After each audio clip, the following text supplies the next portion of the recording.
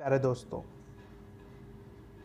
जय हिंद मेरे प्यारे दोस्तों। मैं अजय दांगी स्वागत करता हूं आपका इस दिव्यांश वृथरे यूट्यूब चैनल पर। और अभी तक अगर आप लोगों ने इस चैनल को सब्सक्राइब नहीं किया है तो प्लीज़ सब्सक्राइब कर दो, लाइक कमेंट और शेयर करते रहो। सर, आज का जो हमारा सेशन है वो बहुत ही खास होने वाला है, बहुत ही मज़ेदार होने वाला है। क्यों? क्योंकि आज मैं स्टार्ट करने वाला हूँ इकोनॉमिक्स के एमसीक्यू की सीरीज़। किसकी सीरीज़ स्टार्ट करने वाला हूँ मैं? इकोनॉमिक्स के एमसीक्यूज़ की सीरीज़। सर, ये चीज़ क्यों खास है, ये सीरीज़ इंपॉर्टेंट है? क्योंकि सर, आप पूरा यूट्यूब छान कर देख लेना, आप पेड कोर्स लेकर देख लेना, आप कोई भी बड़े से बड़े टीचर से बढ़ के देख लेना, पर कोई भी इंसान प्रीवियस ईयर में आए हुए इकोनॉमिक्स के क्वेश्चन को सॉल्व कराने की डेयरिंग नहीं करेगा। कोई भी इंसान नहीं कर रहा। क्यों नहीं कर रहा? क्योंकि कुछ क्वेश्चन बहुत टफ भी हैं, कुछ क्वेश्चन कंसेप्चुअल हैं, इनका कंसेप्ट बढ़ाना पड़ेगा। कोई कराएगा भी तो आपसे डायरेक्ट टिक करके आपसे निकलवा देगा। बट सर, ये सीरीज़ में हम एक क्वेश्चन पे डिस्कस करेंगे और एक क्वेश्चन का कॉन्सेप्ट जानेंगे, ठीक है? तो आप जब भी इस सीरीज़ को देखो तो एक कॉपी ज़रूर रख कर अपनी बैठो, ठीक है? जहाँ से बहुत सारे कॉन्सेप्ट मैं आपके क्वेश्चन से क्लियर करने वाला हूँ आपके, ठीक है? तो ये सीरीज़ बहुत खास होने वाली है। इकोनॉमिक्स के जो 4-5 क्वेश्चन आपके पेपर में आने वाले हैं, हम उनकी तैयारी इस सीरीज़ से कर लेंगे, ठीक है? आपका कोई भी क्वेश्चन आपका पेपर में भाग क्या नहीं होगा, आपका बाहर नहीं होगा, ठीक है? तो बने रहिए मेरे साथ। स्टार्ट करते हैं अपने पहले क्वेश्चन के साथ, ठीक है? तो सर, जो पहला क्वेश्चन है वो एक क्वेश्चन ये बोल रहा है कि which of the following is deducted from GNP to arrive at NNP, ठीक है? सर, मैंने नेशनल इनकम का एक पार्ट डाला है आपका, 2-3 पार्ट मैंने नेशनल इनकम के कवर करे हैं, ठीक है, मेरी इकोनॉमिक्स की सीरीज़ में। अगर आपने नहीं देखे हैं या आपको कोई प्रॉब्लम है इस चैप्टर से रिलेटेड, नेशनल इनकम वाले चैप्टर से रिलेटेड, तो वहाँ पे आप जाकर देख सकते हो। अदरवाइज़ मैं आपको बता देता हूँ इसमें, ठीक है? क्वेश्चन ये पूछ रहा है आपसे, क्वेश्चन पूछ रहा है कि जीएनपी से हम एनएनपी में कैसे आए। क्वेश्चन वो ए आपसे पूछ रहा है। सर, मैंने आपको बताया था, या आपको मैंने जब मैं पढ़ा रहा था तब बताया था कि मैंने आपको रटाया नहीं है, मैंने आपको अल्फ़ाबेट चेंज करना सिखाया है। तो अगर आप देखोगे सर, तो इसमें पी सेम है, एन सेम है। चेंज क्या करवा दिया उसने आपसे कि इस जी को उसने एन में कन्वर्ट करवा दिया। किस में कन्वर्ट करवा दिया? वो ये पूछ रहा है कि बताइए कि मैं जी एन पी से एन एन बी में कैसे आऊँ। तो मतलब इस जी को किस में कन्वर्ट कराया है उसने? एन में। तो सर, मैंने आपको बताया था जी से आपको किस में जाना हो? एन में, या किस में जाना हो? इस जी से एन में। इस जी का मतलब होता है ग्रॉस। इस जी का मतलब क्या होता है? ग्रॉस। और इस एन का मतलब होता है नेट। इस एन का मतलब क्या होता है? नेट। ग्रॉस का मतलब मैंने आपको बताया था, इसका मतलब होता है कुल। कुल कीमत। कुल कीमत मतलब जैसे आपने मान लो 2 साल पहले एक मोबाइल लिया था, 2 साल पहले आपने मोबाइल लिया 10K का। कितने का मोबाइल लिया? 10K का। पर आज 2 साल के बाद उस मोबाइल की कीमत कितनी रह गई है? 5K। आज उस मोबाइल की जो कीमत है उसको हम क्या कहते हैं? उसकी शुद्ध कीमत बोलते हैं। क्या बोलते हैं? शुद्ध कीमत। मतलब आज की जो कीमत है उसको हम क्या बोलते हैं? शुद्ध बोलते हैं, नेट बोलते हैं। तो सर, जो 5K का अंतर आया, जो 5K 10K से जो 5K रह गए और जो 5K कम हो गए, इसको हम क्या बोलते हैं? इस 5K को हम बोलते हैं डेप्रीसिएशन। इस 5K को हम क्या बोलते हैं? मूल्यह्रास बोलते हैं। क्या बोलते हैं? मूल्यह्रास। तो सर, याद रखना, जब भी आपको इस जी से एन पर जाना हो, किससे जाना हो? इस जी से एन पर आना हो, तो आप माइनस किसको करोगे?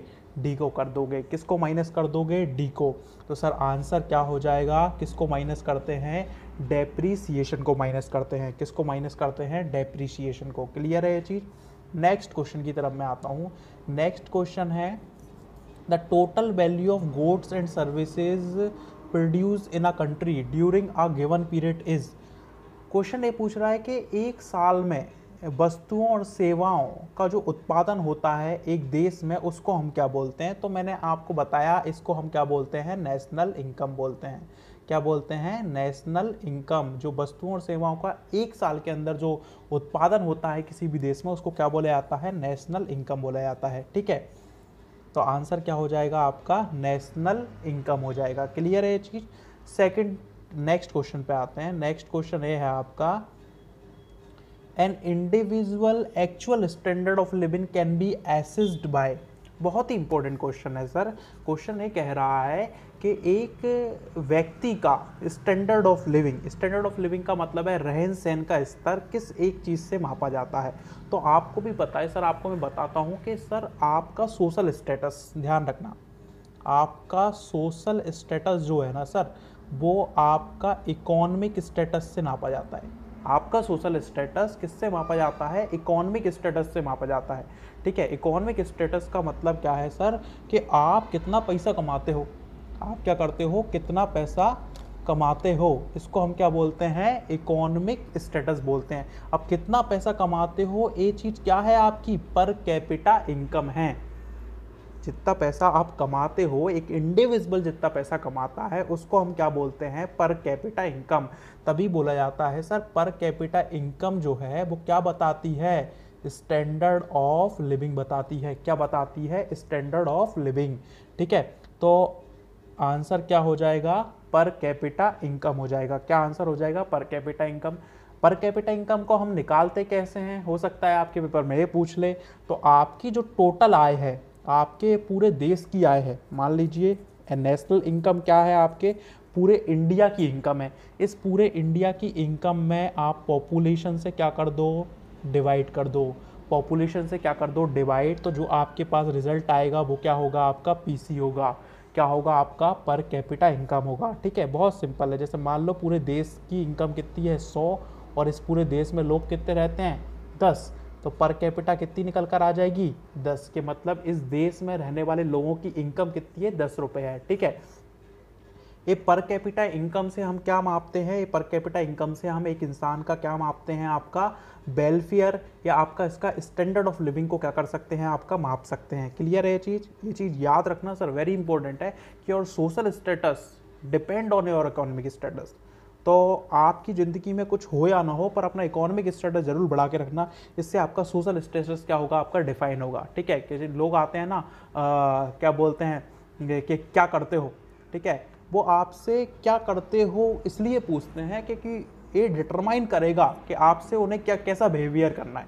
आप बोलोगे तैयारी कर रहे हैं तो वो आपसे थोड़ा दूरी बना लेंगे। ठीक है, आप बोलोगे नहीं सिलेक्टेड है, तो उनका बिहेवियर आपके लिए बिल्कुल भी क्या हो जाएगा, आपका चेंज हो जाएगा।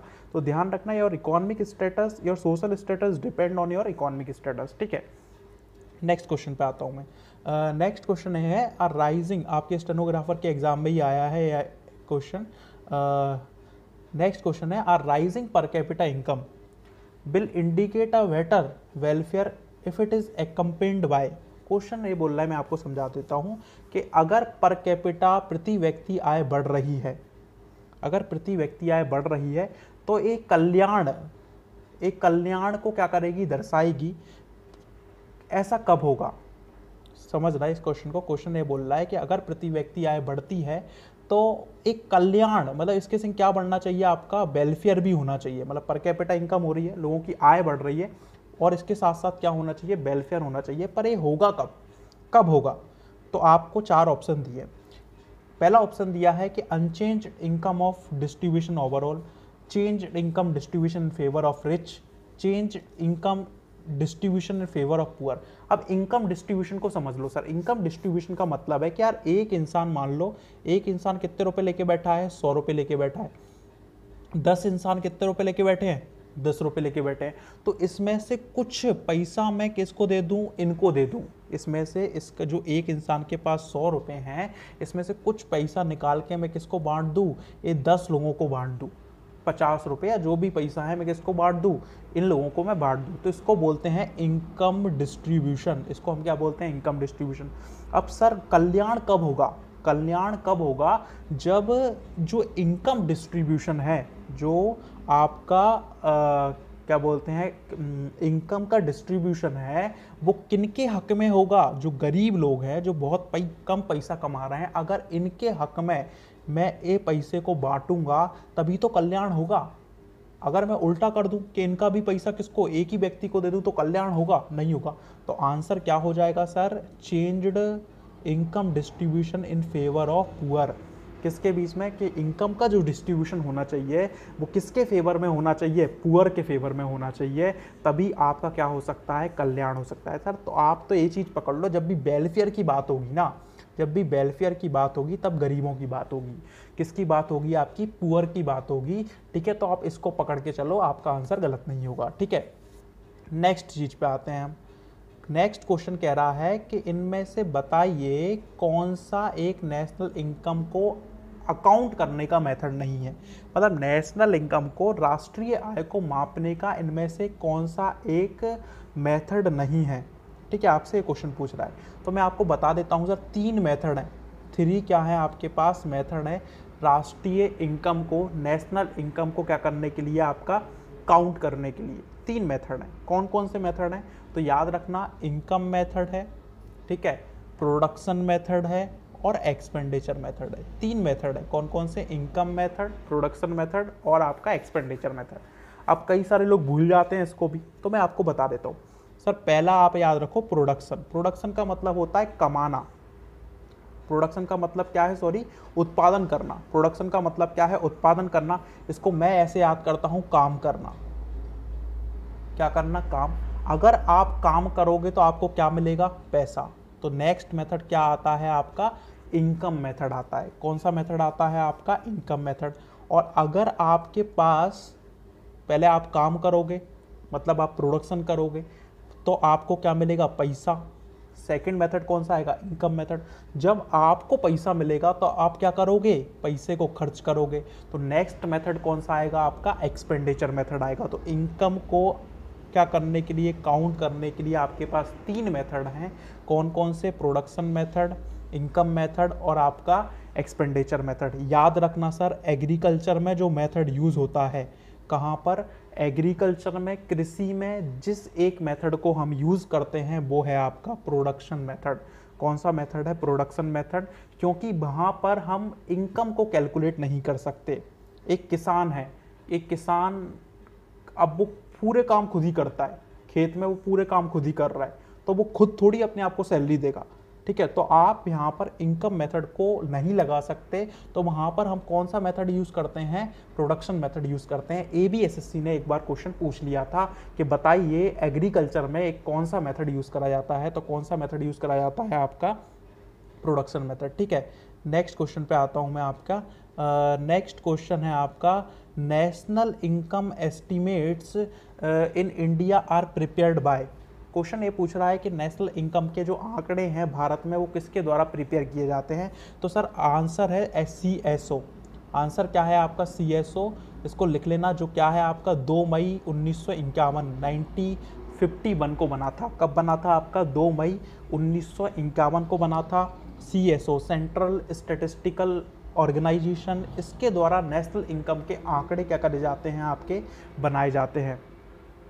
पर सर अब ऐसा नहीं है, अभी सरकार ने क्या करा है, जो 2 NSSO और CSO को मिला दिया गया है और इन दोनों को मिला के NSO बना दिया गया है, नेशनल स्टैटिस्टिकल ऑफिस। तो अब अगर क्वेश्चन आता है पेपर में, तो अब नेशनल इनकम के आंकड़े कौन प्रिपेयर कर रहा है, आपका NSO क्या कर रहा है, आपका बना रहा है। पर सर SSC मैंने आपको बताया कि वो पुराने ही क्वेश्चन पूछती है, तो आपको याद रखना है नेशनल इनकम के आंकड़े कौन बनाता है, आपका CSO। पर अगर NSO ऑप्शन में है तो अब कौन बना रहा है, आपका नेशनल इनकम के आंकड़े कौन प्रिपेयर कर रहा है, NSO, जो कि अभी 2019 में बनाया गया है। किसको मिलाकर, NSSO को मिलाकर और किसको मिलाकर, आपका CSO को मिलाकर, ठीक है। हम नेक्स्ट क्वेश्चन की तरफ चलते हैं। नेक्स्ट क्वेश्चन है सर बहुत ही इंपॉर्टेंट क्वेश्चन, मतलब गजब के क्वेश्चन आते हैं इससे रिलेटेड। सर क्वेश्चन है आपका, नेशनल इनकम इंक्लूड। सर एक क्वेश्चन आपको पेपर में मिलेगा ही मिलेगा। आप भी कई बार आपने इस क्वेश्चन को देखा होगा कि यार राष्ट्रीय आय में, नेशनल इनकम में क्या शामिल होता है और क्या शामिल नहीं होता। ये क्वेश्चन आप कई बार गो थ्रू करते होंगे, आपने कई बार इस क्वेश्चन को देखा होगा। तो आज मैं इसका कॉन्सेप्ट बता रहा हूँ आपको, बहुत ही इंपॉर्टेंट कॉन्सेप्ट है, ध्यान से सुनना। सर ये ध्यान रखना, नेशनल इनकम में वो चीज़ कैलकुलेट होती है जिसमें बायलेटरल इफेक्ट लगता है। जिसमें क्या लग जाता है, बायलेटरल इफेक्ट। द्विगामी प्रभाव बोलते हैं इसको हिंदी में। क्या बोलते हैं? द्विगामी प्रभाव। इंग्लिश में इसमें बोलते हैं बायलेटरल इफेक्ट। अबे बायलेटरल इफेक्ट क्या होता है?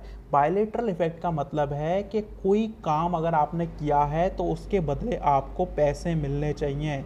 क्या होना चाहिए? कि अगर आपने कोई काम किया है तो उसके बदले आपको क्या मिलने चाहिए? पैसे मिलने चाहिए। मतलब वो काम फ्री में नहीं हुआ है। वो काम किस में नहीं हुआ है? आपका फ्री में नहीं हुआ है। जैसे मैं आपको पढ़ा रहा हूँ, जो मैं आपको पढ़ा रहा हूँ तो सर मेरा काम, मुझे पैसा नहीं मिल रहा है इसका, ये मेरा खुद का वॉलंटरी है। तो मैं क्या कर रहा हूँ? आपको टीचिंग कर रहा हूँ, ऑनलाइन टीचिंग दे रहा हूँ, इसका मुझे पैसा नहीं मिल रहा। तो ये नेशनल इनकम में शामिल होगा क्या? बिल्कुल नहीं होगा सर। क्यों नहीं होगा? क्योंकि मेरा पढ़ाना, मैं जो आपको पढ़ा रहा हूँ इसका मुझे क्या नहीं मिल रहा है? कोई भी रिवॉर्ड नहीं मिल रहा है, कोई भी पैसा नहीं मिल रहा है। तो सर नेशनल इनकम में वो चीज़ शामिल होती है जिसमें ये बायलेटरल इफेक्ट लगता है। मतलब अगर मैंने पढ़ाया है तो मुझे इसका क्या मिलेगा? पैसा मिलना चाहिए। अगर ऐसा होता तो ये चीज़ किस में शामिल होती? मेरा पढ़ाना, मेरी जो टीचिंग है वो किस में शामिल होती? नेशनल इनकम में। जैसे कि मैं ऑफलाइन कोचिंग में कोई पढ़ाता हूँ, अब ऑफलाइन कोचिंग में पढ़ाता हूँ तो मुझे सैलरी मिलती है, सैलरी मिलती है तो वहाँ पर मेरा पढ़ाना किस में शामिल होगा? आपका नेशनल इनकम में शामिल होगा। क्लियर है ये चीज़? अब हम क्वेश्चन को देखते हैं। क्वेश्चन ये बोल रहा है financial help to earthquake victim. अब सर अर्थक्वेक विक्टिम की अगर आपने सहायता करी है, अगर आपने उन्हें 100 रुपये दिए हैं तो आपने उन्हें 100 रुपये इसलिए थोड़ी दिए कि वो आपको कुछ बदले में कुछ आपको देंगे, वो तो आपने दे दिए और फिर आप भूल जाओ। तो सर इसमें बायलेटरल इफेक्ट लगा क्या? नहीं लगा। तो सर ये चीज़ नेशनल इनकम में नहीं आएगी। ये चीज़ किस में नहीं आएगी? आपकी नेशनल इनकम में नहीं आएगी। सेकंड देखते हैं option, pocket money of a child. अब सर पॉकेट मनी, अब आप अपने बच्चे को पैसा देते हो, उसके बदले आपका बच्चा आपके लिए कुछ कर रहा है क्या? नहीं कर रहा, फालतू ही दे रहे हो ना आप उसे पैसे, उसके खर्चे चलाने के लिए। वो कोई काम कर रहा है क्या आपका घर में? नहीं कर रहा। तो सर ए भी, इसमें भी क्या नहीं लग रहा आपका? बायलेटरल इफेक्ट नहीं लग रहा। और बायलेटरल इफेक्ट नहीं लग रहा तो ए भी चीज़ किस में नहीं आएगी? आपकी नेशनल इनकम में नहीं आएगी। ठीक है, नेक्स्ट क्वेश्चन पे आते हैं। नेक्स्ट क्वेश्चन है आपका winning of a lottery prize. Sir वही चीज़ है कि यार आपने कुछ करा ही नहीं ना यार। मैंने एक कार्ड को स्क्रैच करा और मुझे 2 करोड़ रुपए मिल गए। कितने करोड़ रुपए मिल गए? 2 करोड़। अब मैंने क्या करा? 2 करोड़ का कुछ नहीं करा, तब भी मुझे 2 करोड़ रुपए मिल गए। तो इसमें भी क्या नहीं लगा? बायलेटरल इफेक्ट नहीं लगा। तो ए भी किस में शामिल नहीं होगा? आपका नेशनल इनकम में शामिल नहीं होगा। पर अब आते हैं नेक्स्ट क्वेश्चन पे, construction of a new house. अब सर आप घर बनवाओगे, आप अगर घर बनवाओगे तो इसमें कौन लगेगा? मजदूर लगेंगे। इसमें मजदूर लगेंगे और ये मजदूरों को आपको क्या देना पड़ेगा? पैसा देना पड़ेगा। ठीक है, तो आपने घर बनवाया तो इसके बदले आपको मजदूरों को क्या देना पड़ा? कुछ देना पड़ा, उसको पैसा देना पड़ा, आपका कुछ ना कुछ पैसा खर्च हुआ। तो इसमें क्या लग गया? आपका बायलेटरल इफेक्ट। बायलेटरल इफेक्ट लग गया तो आंसर क्या हो जाएगा? आपका डी हो जाएगा। आंसर क्या हो जाएगा? D, construction of new house. तो ऐसे कई सारे क्वेश्चन आपके पेपर में आ सकते हैं। आपको सिर्फ इतना याद रखना है कि जिस भी चीज़ में बायलेटरल इफेक्ट लग जाए वो सब चीज़ें किस में शामिल होती हैं? आपकी नेशनल इनकम में शामिल होती हैं। ठीक है, नेक्स्ट क्वेश्चन पे आता हूँ मैं, डेप्रीशिएशन इज इक्वल टू। अब वही चीज़ आ गई यार, मैंने अभी आपको बताया था कि डेप्रीशिएशन क्या है आपका। तो डेप्रीशिएशन सिंपल है यार, अभी हमने पढ़ा था कि हम जीडीपी, हमको क्या निकालना है? एनडीपी निकालना है। किससे? जीडीपी से। तो क्या माइनस कर दोगे? डेप्रीशिएशन को क्या कर दोगे? आपका माइनस कर दोगे। अब उसने डेप्रीशिएशन बराबर पूछा है तो डेप्रीशिएशन बराबर क्या हो जाएगा? आपका GDP minus NDP. GDP minus NDP, option देख लो आप, जीएनपी, एनएनपी, एनएनपी और आपका क्या है? आपका जीएनपी तो होगा ही नहीं। पहला आंसर हो जाएगा आपका, सिंपल है, क्योंकि आपको क्या निकालना था? मान लो एनडीपी, जीडीपी माइनस डी, तो डी को इधर ले जाओगे तो मतलब जी में से माइनस क्या होने वाला है? आपका एन माइनस होने वाला है। जी में से क्या माइनस होगा? एन। बस आप इतना देख लो कौन से वाले में है? जी और एन, जी माइनस एन पहले वाले में है। तो आंसर क्या हो जाएगा आपका? ए। आंसर क्या हो जाएगा आपका? ए। तो सर ऐसे कई सारे क्वेश्चन आ सकते हैं उल्टे सीधे घूम घूम कर। अगर आपने रटाए चीज़ों को तो आप सॉल्व नहीं कर सकते, पर आपने अगर चीज़ों को समझा है, आपने अगर कॉन्सेप्ट को समझा है तो ये चीज़ें आपके लिए बहुत ही ज़्यादा क्या है? आपका आसान है। ठीक है, नेक्स्ट क्वेश्चन पे आते हैं। नेक्स्ट क्वेश्चन है कि net national product of a country is, country का एनएनपी क्या होता है भैया? क्वेश्चन क्या पूछा है, कंट्री का एनएनपी क्या है? तो जीडीपी माइनस डेप्रीशिएशन, ठीक है, GDP plus net income from award, GDP minus income from award, GNP minus depreciation. अब ध्यान से देखना सर, फोर्थ ऑप्शन क्या लिखा है, जीएनपी माइनस डेप्रीशिएशन।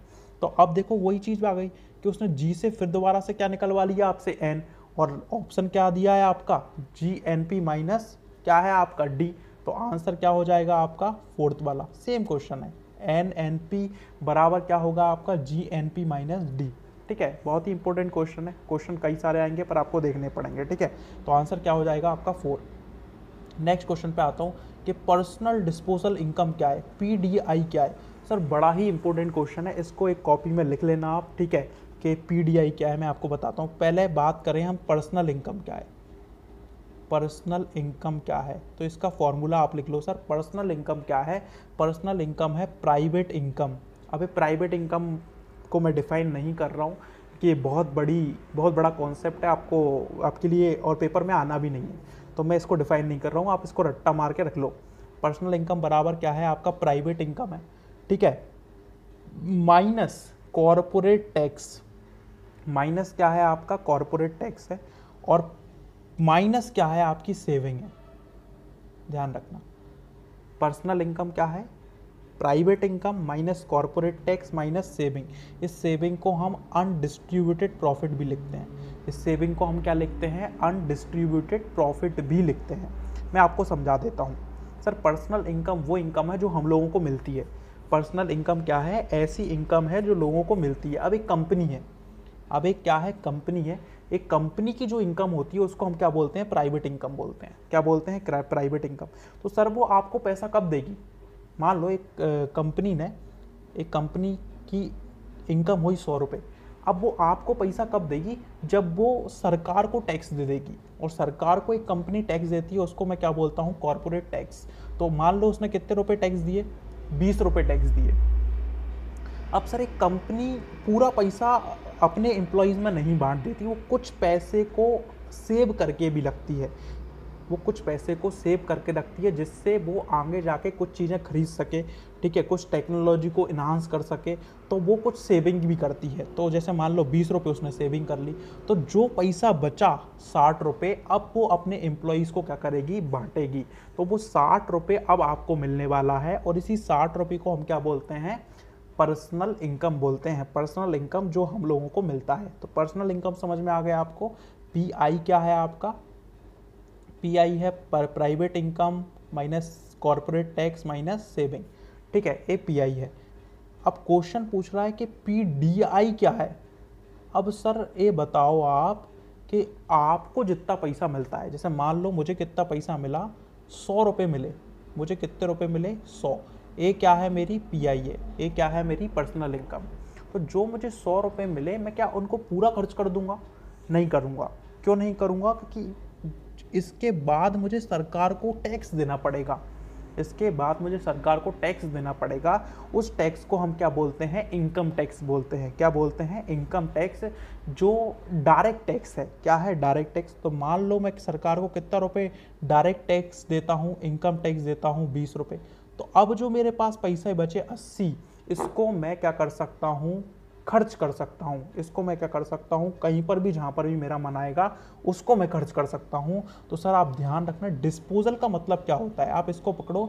डिस्पोजल का मतलब होता है खर्च करना, फेंकना, खर्च करना। तो डिस्पोजल मतलब मैं कौन से पैसे को खर्च करता हूँ, तो मैं वो पैसे को खर्च करता हूँ personal income minus direct tax. ऐसा पैसा जो डायरेक्ट टैक्स देने के बाद मेरे पास बचेगा। पर्सनल इनकम में से मैं क्या दे दूं, डायरेक्ट टैक्स दे दूं, उसके बाद जो मेरा पैसा बचेगा उसको मैं खर्च कर सकता हूं। तो पीडीआई क्या है सर, पीडीआई क्या है आपका, personal income minus indirect tax. नहीं, ध्यान रखना, बच्चे गलती करते हैं। इनकम टैक्स देने के बाद आप इनकम टैक्स इनडायरेक्ट टैक्स नहीं है, कैसा टैक्स है आपका, डायरेक्ट टैक्स है। तो क्या हो जाएगा आपका आंसर, डी हो जाएगा, personal income minus direct tax. लिख लेना, बहुत इंपॉर्टेंट है, पेपर में कई बार क्वेश्चन पूछा गया है। ठीक है, नेक्स्ट क्वेश्चन पे आते हैं। अब नेक्स्ट क्वेश्चन देखो वही है, इनमें से कौन सा विच of the following is not included in national income, इनमें से कौन सा आपका नेशनल इनकम में नहीं आएगा, ठीक है। इसका आंसर आप लोगों को देना है कमेंट बॉक्स में विथ रीज़न। आंसर तो इसमें सी लिखा ही है, ठीक है। क्वेश्चन ये पूछ रहा है इनमें से कौन सा नेशनल इनकम में नहीं आएगा, तो आपको विथ रीज़न कमेंट बॉक्स में क्या करना है, आपका इसके आंसर देने हैं चारों के रीज़न। अगर सी वाला नहीं, सी वाला आएगा तो क्यों आएगा, और ये तीनों नहीं आएंगे तो क्यों नहीं आएंगे, ठीक है। ये क्वेश्चन मैं आपके लिए छोड़ रहा हूँ, ठीक है। 45 अगर नहीं आया तो मुझसे फिर पूछ लेना। 45 क्वेश्चन है जीडीपी एट फैक्टर कॉस्ट। बड़ा ही इंपॉर्टेंट कॉन्सेप्ट है फैक्टर कॉस्ट। अब ये फैक्टर कॉस्ट क्या है समझ लो सर। दो कॉन्सेप्ट हैं आपके, एक फैक्टर कॉस्ट है, एक मार्केट प्राइस है। दो चीज़ें हैं, मैं आपको समझा देता हूँ। एक है एफसी और एक है एमपी। सर फैक्टर कॉस्ट का मतलब है, फैक्टर जो वर्ड बना है वो फैक्ट्री से बना है। किससे बना है आपका, जो फैक्टर वर्ड बना है एक किससे बना है आपका, फैक्ट्री से बना है। किससे बना है आपका, फैक्ट्री से बना है। तो इसको समझना सर कि इंडस्ट्री या फैक्ट्री में जो चीज़ बनी है, फैक्ट्री में क्या हुई है आपकी जो चीज़ बनी है, ठीक है, ये उसकी कीमत है। फैक्टर कॉस्ट क्या है, वो कीमत है जो फैक्ट्री में बनी है। ध्यान रखना, एक फैक्ट्री है उसमें आपने कोई चीज़ को बना दिया और उस टाइम उसकी जितनी कीमत है उसको हम क्या बोलते हैं, फैक्टर कॉस्ट बोलते हैं। उसको हम क्या बोलते हैं, फैक्टर कॉस्ट। अभी वो मार्केट में नहीं आई है, जैसी वो मार्केट में आएगी, जैसी वो इंडस्ट्री से मार्केट में आएगी, सरकार उस पर क्या ठोक देगी, इनडायरेक्ट टैक्स ठोक देगी। सरकार उस पर क्या ठोक देगी, इनडायरेक्ट टैक्स। अब सरकार उस पर इनडायरेक्ट टैक्स तो देगी, पर लोगों को ये चीज़ ज़्यादा महंगी ना मिले, लोगों को ये चीज़ ज़्यादा महंगी ना मिले तो सरकार उस पर क्या देगी, कुछ ना कुछ सब्सिडी भी देगी। क्या देगी, कुछ ना कुछ सब्सिडी भी देगी। तो क्या समझे सर कि फैक्टर कॉस्ट कौन सी कीमत है जो फैक्ट्री में बनी है, कौन सी कीमत है जो फैक्ट्री में बनी है, और मार्केट प्राइस कौन सी कीमत है जो मार्केट में चीज़ें बिच रही हैं वो कीमत है। तो जब भी सर आपको एफसी से एमपी पर आना हो, जब भी आपको एफसी से एमपी पर आना हो तो आप इनडायरेक्ट टैक्स को क्या करिए, प्लस कर दीजिए, और सब्सिडी को क्या कर देना, आप माइनस कर देना। इनडायरेक्ट टैक्स को प्लस कर देना और सब्सिडी को क्या कर देना, माइनस। अगर आपको उल्टा करना हो, आपको किस पे, एमपी से एफसी पर जाना हो तो माइनस आईडी कर देना और प्लस क्या कर देना, आपका सब्सिडी कर देना, ठीक है। क्वेश्चन आपसे क्या पूछ रहा है वो हम देख लेते हैं। तो क्वेश्चन ये पूछ रहा है जीडीपी एट फैक्टर कॉस्ट। आपसे क्या पूछ रहा है वो, जीडीपी एट एफसी पूछ रहा है, तो जाहिर सी बात है जीडीपी एट एमपी उसने आपको दिया होगा। तो हमको एमपी से किस पे आना है, फैक्टर कॉस्ट पे आना है। तो एमपी से अगर फैक्टर कॉस्ट पे आएंगे तो क्या करना पड़ेगा आपको, ध्यान रखना, क्या करना पड़ेगा आपको, एमपी में से माइनस किसको करना पड़ेगा, इनडायरेक्ट टैक्स को, और प्लस किसको करना पड़ेगा, सब्सिडी को करना पड़ेगा। तो आपका क्या निकल कर आ जाएगा, आपका एफसी निकल कर आ जाएगा। ऑप्शन देख लेते हैं अपन। तो ऑप्शन क्या है आपका, minus indirect tax plus subsidy, पहला ही ऑप्शन है आपका, ठीक है। तो सिंपल आ गया, ठीक है। नहीं आया अगर समझ में तो कमेंट बॉक्स में दिख देना, मैं आपको इस बार इस चीज़ को एक बार और एक्सप्लेन कर दूंगा, ठीक है। नेक्स्ट क्वेश्चन पे आते हैं हम। क्वेश्चन ये बोल रहा है आपका कि बताइए इसमें से कौन सा स्टेटमेंट करेक्ट है। पहला स्टेटमेंट ये है कि percentage share of agriculture is higher than services, बिल्कुल गलत है। मैं आपको बता देता हूँ, भारत की अर्थव्यवस्था में अभी किस किस सेक्टर का कितना शेयर है। भारत की अर्थव्यवस्था में, इकोनॉमी में जो अभी शेयर चल रहा है, पर हर एक सेक्टर का, वो सर्विस सेक्टर का ऑलमोस्ट 54% क्या है आपका शेयर है, ठीक है। 16% शेयर जो है ऑलमोस्ट वो किसका है, आपका एग्रीकल्चर का, और लगभग 27% शेयर किसका चल रहा है, आपका सेकेंडरी सेक्टर का चल रहा है। किसका शेयर चल रहा है, आपका सेकेंडरी सेक्टर का।